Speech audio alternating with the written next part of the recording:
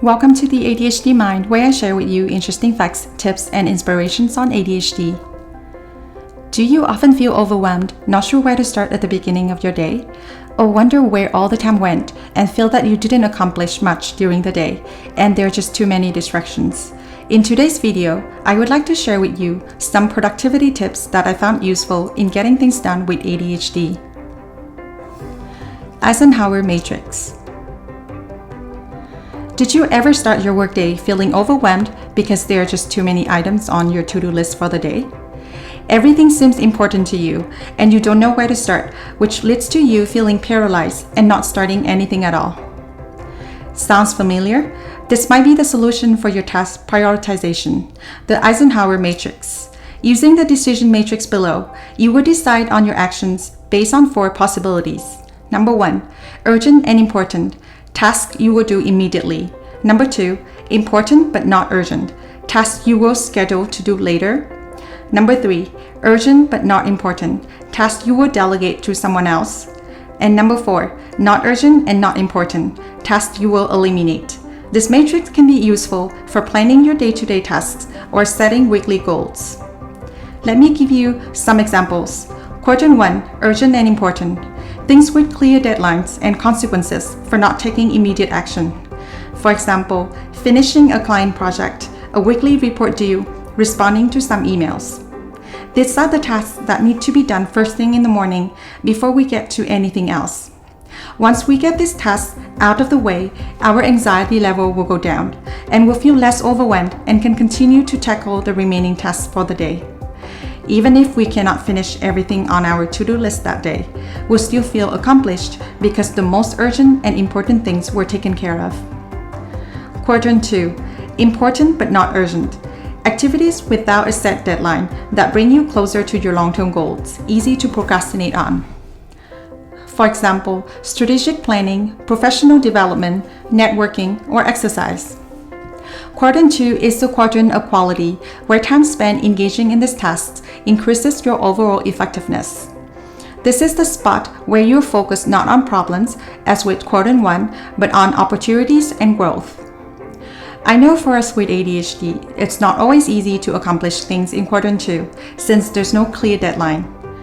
That's why it's important to break down these big tasks into smaller ones and set a deadline for each.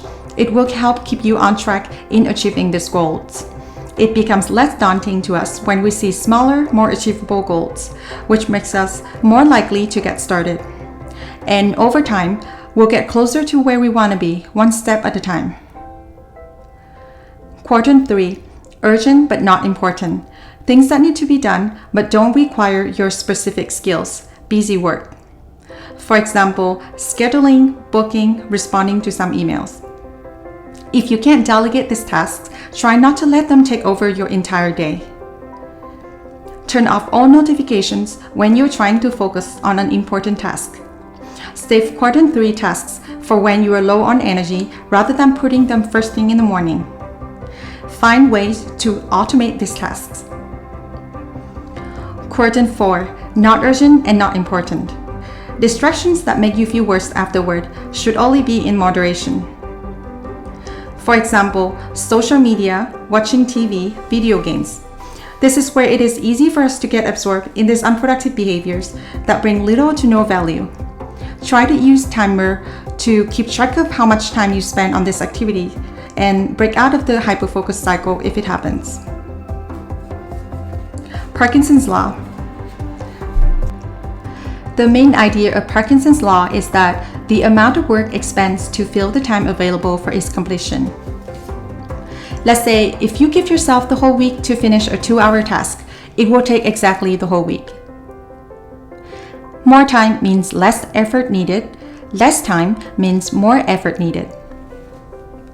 By assigning the right amount of time to a task, we gain back more time and the task will reduce in complexity to its natural state.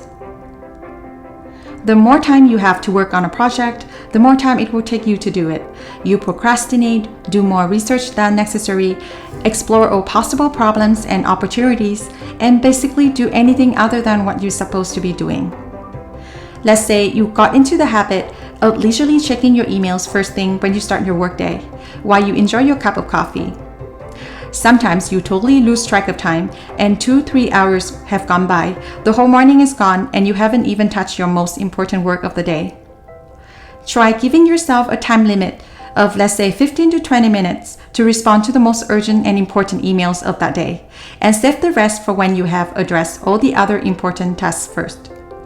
This self-imposed time limit forces you to work efficiently because you have a limited amount of time in which to complete the task. By using Parkinson's law correctly, you can get more done in less time and learn how much time each of your tasks really requires. Time blocking. The main idea of time blocking is to divide your day into blocks of time. Each time block is an uninterrupted period of time dedicated for a specific task or a group of tasks, and those ones only. This method will help you minimize distractions, increase productivity, and spend more time on tasks that matter to you the most. It allows you to go into deep work mode and get a lot done in a short period of time. Since once you get distracted by something else, it may take 15 to 20 minutes, sometimes even longer, to get back to that deep focus you were in before. For example, I will work on my weekly reports every Tuesday from 9 a.m. to 12 p.m.